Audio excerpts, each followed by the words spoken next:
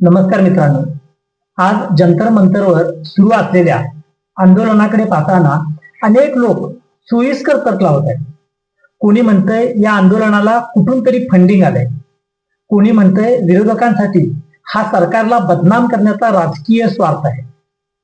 ठीक आहे, क्षणभरासाठी तुमचे हे सगळे दावे आपण मान्य करू, पण मला एका गोष्टीचं उत्तर द्या. या देशातील तरुण काय इतके वेडे आहात का की कोणाचा तरी एक फोन आला आणि स्वतःचं भवितव्य, स्वतःची डोकी फोडून घ्यायला ते रस्त्यावर उतरले? गोष्ट फक्त आजच्या आंदोलनापुरती मर्यादित नाही, तर यापुढची भयानकता तरुणाईला पूर्णपणे उद्ध्वस्त करणारी आहे. उद्या या आंदोलक मुलांवर दंगलीचे, हिंसाचाराचे गंभीर गुन्हे दाखल होते, त्यांचे करिअर उद्ध्वस्त होईल, तरीही त्यांना या गोष्टीची भीती वाटत नाही.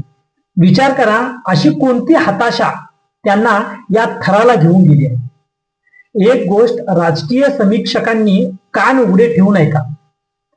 कोणताही राजकीय पक्ष हा असाच स्वतःहून कुठल्या गोष्टीला आग लावत नसतो. जिथे आधीच असंतोषाची आग लागलेली असते तिथेच फक्त आपले हात शेकून घ्यायला राजकीय पक्ष पोहोचतात. मग ही आग नक्की लावली कोणी? ही आग लावली त्या पेपर लीकने, आणि हा पेपर लीक झालाय ही गोष्ट खुद्द शिक्षण मंत्र्यांनी मान्य केली. जर हा मंच खरोखरच राजकीय हेतूने प्रेरित होता तर सरकारसाठी मार्ग खूप सोपा होता. वारंवार होणाऱ्या पेपर फुटीची जबाबदारी स्वीकारून शिक्षण मंत्र्यांचा राजीनामा घ्यायचा आणि लाखो विद्यार्थ्यांच्या भवितव्याची ठाम हमी घ्यायची. केवढी छोटी गोष्ट होती. या देशात नैतिकतेच्या आधारावर मंत्र्यांचे राजीनामे घेतल्याचे शेकडो दाखले इतिहासात आहेत. मग यावेळीच असा निर्णय का घेतला गेला नाही? मग विरोधी पक्षांना राजकारण करायला संधी कोणी दिली? तर पंतप्रधानांच्या मौनाने आणि प्रशासनाच्या संशयास्पद शांततेने. आता जर विरोधी पक्ष या स्थितीचा राजकीय फायदा घेत असतील तर तो त्यांचा अधिकार आहे, पण मूळ प्रश्न असा उपस्थित होतो, असं काय सोनं लागलंय त्या शिक्षण मंत्र्यांना की एवढा मोठा गोंधळ होऊनही त्यांचा राजीनामा घेतला जात नाही? सरकार त्यांच्याशी बोलून विद्यार्थ्यांना विश्वासात घेऊन हा प्रश्न सामोपचाराने का सोडवत नाही? तुमच्या मुख्य न्यायमूर्तींनी सीजेपीला कॉक्रोच म्हणून हिणावले, त्यांना दुबळे म्हटले होते, आणि तुम्ही अजूनही त्यांना झुरळच समजत असाल तरी मोठी चूक तुमच्या हातून होते, हे लक्षात घ्या. कारण आज सरकारची चुकीची धोरणे तुमच्या आज अंगाशी आलेली आहे. आता यात जनतेने काय समजायचे?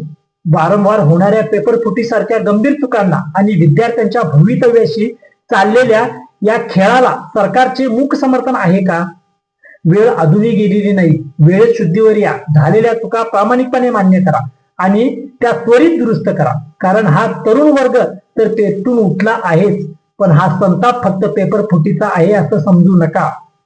वाढती महागाई, सरकारची चुकीची धोरणं यात सर्वसामान्य माणूस पिसून निघालाय आणि त्याचा हा उद्रेक आहे. वेळेत समजते व्हा, नाहीतर अख्खा देश या आंदोलनात सामील होईल. तर मागणी राहील बाजूला आणि थेट व्यवस्थेला किंवा तुमच्या सत्ता काही क्षणात निघून जाईल. होत्याचं नव्हतं होईल. कारण जनमानसात प्रचंड आक्रोश आहे, हे लक्षात घ्या, हे विसरू नका. ही माझी प्रशासनाला आणि सत्ताधारी पक्षाला नम्र विनंती आहे. धन्यवाद.